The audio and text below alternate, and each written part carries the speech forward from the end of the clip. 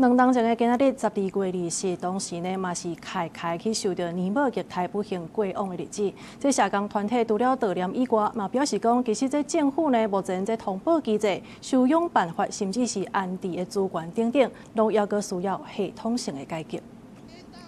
国家侵权应到位，儿少权利不能退。社工团体来到卫福部外口表达诉求，嘛悼念2年前去互灵母虐待不幸过往的囡仔开。社工团体指出，悲剧发生了后，定干来检讨社工，所无去看到规个制度的问题，因批评政府目前修订的通报机制、收出养的办法等等，实际上大量压缩第一线社工家庭陪伴的工课，影响到陪伴的品质。因要求政府爱系统性改革和儿少相关权利立法。 改定更多的 SOP 的流程，这样的做法让我们一线的基层的社工伙伴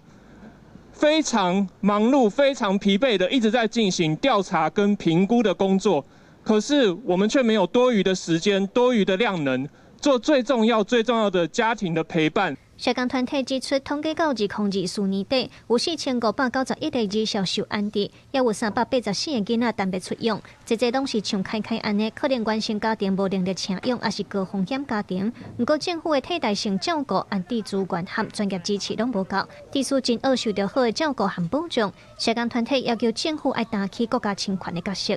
对目前已经确认有一些出养必要性的儿童，常因为机构量能不足而有限的时间在一直等待，是他的依法应该要受到的照顾跟保障的权利，在现行的制度设计下，跟资源配套措施未能到位的情况下，长时间处于悬置的状态。另外，社工团体嘛要求政府回实地，莫阁互第一线替政府解决问题的社工徛伫咧红樱头承受批评甲恐吓，因认为国家应当提供安置系统有够价的经费和人力，系统性强化照顾者的训练甲老人才的机制，才通互有需要的家庭有更较好的支持。记者卢尚珠、郑俊尧台北报道。